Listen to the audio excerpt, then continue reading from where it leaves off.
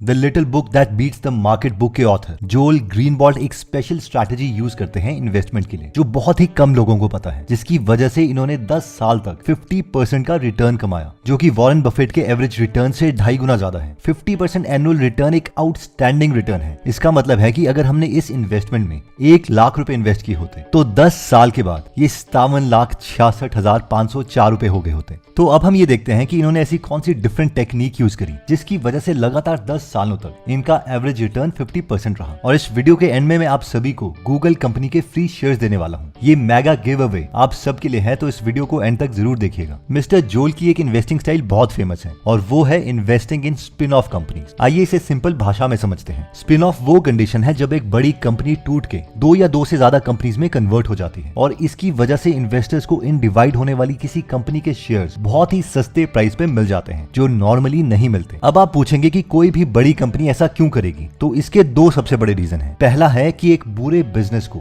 एक अच्छे बिजनेस से अलग करना। लेट्स से कंपनी है एबीसी प्राइवेट लिमिटेड और ये 2 काम करती है। पहला है कि ये कोचिंग इंस्टीट्यूट चलाती है और दूसरा बिजनेस है कि ये ऑनलाइन कोचिंग भी देती है। लेट्स इमेजिन कि इनका ऑनलाइन कोचिंग बिजनेस तो ठीक चल रहा है, लेकिन जो ऑफलाइन कोचिंग इंस्टीट्यूट है उसमें कोचिंग इंस्टीट्यूट्स के लिए बहुत से पैसे वेस्ट होते हैं और स्टूडेंट्स भी कम आते हैं। तो ये बिजनेस 2 पार्ट्स में टूट सकता है, ABC offline coaching private limited और ABC online coaching private limited. अब इससे फायदा ये होगा कि इनका loss making business ABC offline coaching private limited अलग हो जाएगा, जिसकी वजह से दूसरे बिजनेसेस के शेयर का प्राइस बहुत ज्यादा इंक्रीज हो सकता है, क्योंकि दूसरा business ABC online coaching private limited एक प्रॉफिटेबल बिजनेस है। दूसरा कारण कंपनीज को अलग करने का होता है अनरिलेटेड बिजनेस। लेट्स से कि एक बिजनेस है जो 2 काम करता है, पीवीसी पाइप्स बनाती है और साथ में पेंट भी तैयार करती है। अब ये दोनों बिजनेसेस आपस में बिल्कुल अनरिलेटेड है, तो ये बड़ी कंपनी डिसाइड कर सकती है कि ये दोनों बिजनेसेस को अलग कंपनी बना के चलाएगी ताकि इन्हें बेटर तरीके से मैनेज कर पाए। अब एक रियल केस स्टडी देखते हैं जिस कंपनी में the little book that beats the market book के ऑथर जोएल ने इन्वेस्ट किया था। 1980s में मैरियट कॉर्पोरेशन बहुत ही तेजी से एक के बाद एक बड़े होटल्स बना रही थी,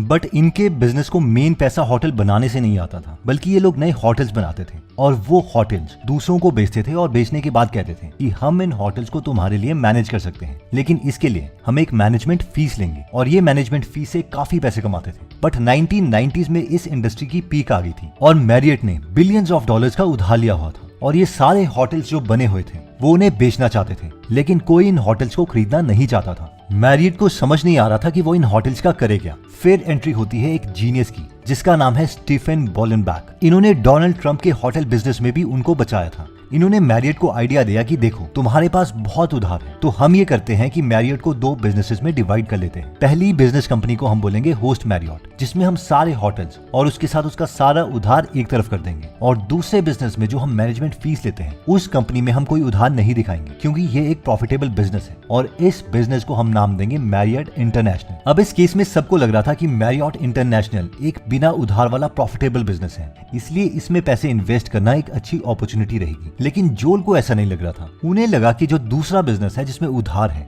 यानी कि होस्ट मैरियट, ये अच्छी इन्वेस्टमेंट हो सकती है और इसके पीछे उन्होंने 3 रीजन दिए। रीजन 1, अब ऑब्वियसली ये वो बिजनेस था जिसके साथ सारा उधार था, इसलिए जो बड़े इंस्टीट्यूशंस हैं यानी जो म्यूचुअल फंड मैनेज करते हैं वो इस बिजनेस में इन्वेस्ट करना नहीं चाहेंगे। उल्टा जैसे ही कंपनी का डीमर्जर होगा, यानी ये कंपनी 2 कंपनीज में टूटेगी, उसी वक्त ये इंस्टीट्यूशनल इन्वेस्टर्स इस होस्ट मैरियट के शेयर्स बेच देंगे। और हमें पता है जब बहुत सी क्वांटिटी में शेयर्स बिकते हैं तो उनका प्राइस बहुत ही सस्ता हो जाता है। जोएल का इस उधार वाले बिजनेस में इन्वेस्ट करने का दूसरा रीजन था कि जोएल ने देखा यहाँ पर कुछ डिफरेंट हो रहा है। स्टीफन बॉलनबैक, जिसने इस कंपनी के डीमर्जर का आइडिया दिया था, वो डीमर्जर के बाद होस्ट मैरियट के सीईओ बनेंगे। तो उन्होंने सोचा कि अगर डीमर्जर से मैरियट अपने बुरे बिजनेसेस को छोड़ना ही चाहता था तो वो अपना बेस्ट एम्प्लॉय लूजर बिजनेसेस में क्यों लगा रहा है। इसके अलावा उन्हें यह भी पता चला कि अच्छा वाला बिजनेस यानी मैरियट इंटरनेशनल उधार वाले बिजनेस होस्ट मैरियट को 4200 करोड़ रुपए का उधार देगा। जोएल कहते हैं कि मेरा तीसरा सबसे बड़ा रीजन होस्ट मैरियट में इन्वेस्ट करने का यह था कि मैरियट फैमिली का इस बिजनेस में 25% स्टेक था और डीमर्जर के बाद भी वो अपने शेयर्स नहीं बेच रहे हैं, और साथ में सीईओ स्टीफन बॉलनबैक को भी सैलरी के साथ साथ होस्ट मैरियट के शेयर्स मिलेंगे,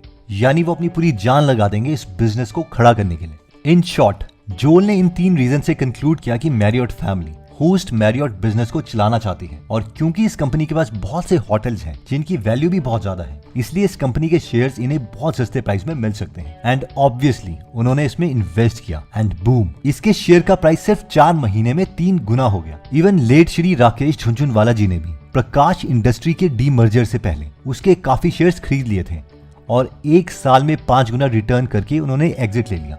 I hope you got the point. अब हम में से बहुत से लोग सोच रहे होंगे कि यार इसमें तो बहुत ज्यादा टाइम लगेगा। पहले तो ये पता करो कि कौन सी कंपनी का डीमर्जर हो रहा है, उसके बाद उसके बारे में सारी रिसर्च करो, उनकी एनुअल रिपोर्ट्स पढ़ो, अर्निंग कॉल सुनो और फाइनली 2 से 3 साल तक वेट करो डीमर्जर के अनाउंसमेंट से लेकर एक्चुअल डीमर्जर होने तक। और हो सकता है कि अगर हमने डीमर्जर से पहले शेयर्स खरीद लिए तो हम सारी इन्वेस्टमेंट लूज कर सकते हैं। And you are right, with great opportunities come great risk. इसके अलावा एक और मेथड है कि हम जो ऑलरेडी ग्रोइंग कंपनीज हैं उसमें हर महीने सिप की तरह पैसे इन्वेस्ट कर सकते हैं। आइए इसे यूएस का एग्जांपल लेके समझते हैं। देखिए, यूएस का इंडेक्स फंड है S&P 500, यानी ये वो 500 सबसे बड़ी यूएस की कंपनीज हैं मार्केट कैप के अकॉर्डिंग। अब नॉर्मली एक इंडेक्स फंड में जब पैसे इन्वेस्ट होते हैं तो हम पैसों को इनके मार्केट कैपिटलाइजेशन के अकॉर्डिंग पैसे इन्वेस्ट करते हैं। फॉर एग्जांपल, अगर हमें 1 लाख रुपए इन्वेस्ट करने हैं तो हम पहले देखेंगे कि S&P 500 का टोटल मार्केट कैप कितना है। तो ये जनवरी 2022 में अप्रोक्सीमेटली $40.15 ट्रिलियन था। यूएस की अभी सबसे बड़ी कंपनी है $2.526 ट्रिलियन की, जो कि है एप्पल। अब अगर इन 500 कंपनीज में हम इसकी परसेंटेज निकालें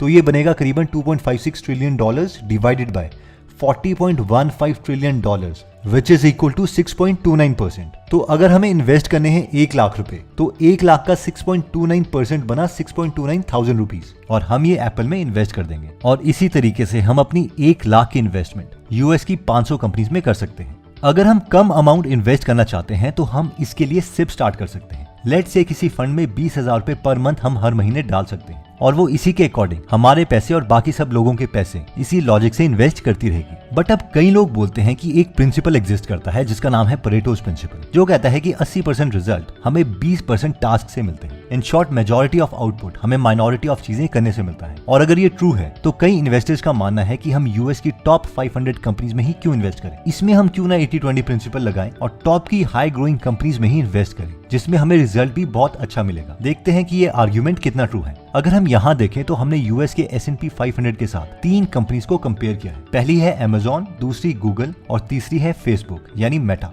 इस चार्ट में हमने 5 साल का डेटा कंपेयर किया है और हम मान के चलते हैं कि S&P 500 में हमने 5 साल पहले 3 लाख रुपए इन्वेस्ट किए थे और Amazon, गूगल और मेटा में 1-1 लाख रुपए इन्वेस्ट किए हैं। इसमें हमने मेटा यानी फेसबुक का शेयर जानबूझकर इंक्लूड किया है क्योंकि रिसेंटली इसका स्टॉक प्राइस बहुत गिर गया था क्योंकि इसका रेवेन्यू कम हुआ था। एनीवेज, अगर हम इसका रिटर्न देखें तो S&P 500 ने 60.96% का रिटर्न दिया है।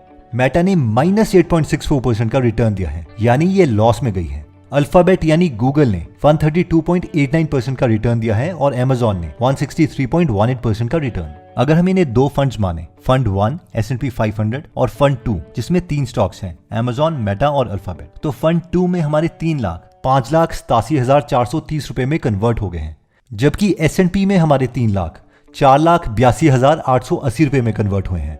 इन शॉर्ट, इस पर्टिकुलर एग्जांपल ने S&P 500 इंडेक्स फंड को बीट कर दिया है। हम इसके अलावा और भी हाई ग्रोइंग कंपनीज में इन्वेस्ट कर सकते हैं। रूल ये है कि चूज हमें यूएस की टॉप 500 कंपनीज में से ही करना है, लेकिन मार्केट कैपिटलाइजेशन की जगह जो कंपनीज तेजी से ग्रो हो रही है उसमें ज्यादा पैसे इन्वेस्ट करने हैं, यानी वेटेज ग्रोथ को दी जाएगी, ना कि मार्केट कैप को। अब हम में से जो लोग सोच रहे हैं कि आइडिया तो अच्छा है, S&P 500 की टॉप हाई ग्रोइंग कंपनीज में इन्वेस्ट कर दो, लेकिन इसका फंड तो एग्जिस्ट करता ही नहीं है जिसमें हम मंथली पैसे इन्वेस्ट कर सकें। तो हाँ, मेरी नॉलेज में भी कोई ऐसा फंड एग्जिस्ट नहीं करता, लेकिन हम मंथली सिप स्टार्ट कर सकते हैं उन इंडिविजुअल कंपनीज में जो हमें लगता है कि अच्छा परफॉर्म करेंगे। इंडिया से यूएस कंपनीज में इन्वेस्ट करना थोड़ा मुश्किल था, लेकिन हम आपके लिए ऐसा प्लेटफॉर्म लाए हैं जिससे सारा प्रोसेस आसान हो गया है। ये इंडिविजुअल स्टॉक में सिप स्टार्ट करने का फीचर IND मनी ऐप में अवेलेबल है। अगर लेट्स से कि हम कन्विंस्ड हैं कि गूगल एक हाई ग्रोइंग कंपनी है और हम इसमें सिप स्टार्ट करना चाहते हैं, तो बस हमें IND मनी में अल्फाबेट सिलेक्ट करना है और यहाँ पर सिप के ऑप्शन में क्लिक करके हम सिलेक्ट करके अमाउंट चूज कर सकते हैं जिस अमाउंट की हम सिप स्टार्ट करना चाहते हैं, और इसी तरीके से बाकी कंपनीज में भी हम इन्वेस्ट कर सकते हैं। तो अगर हम चाहें तो अपने मनपसंद यूएस स्टॉक और ETF में इन्वेस्टमेंट स्टार्ट कर सकते हैं। अगर हम डिस्क्रिप्शन में दिए गए लिंक को यूज करके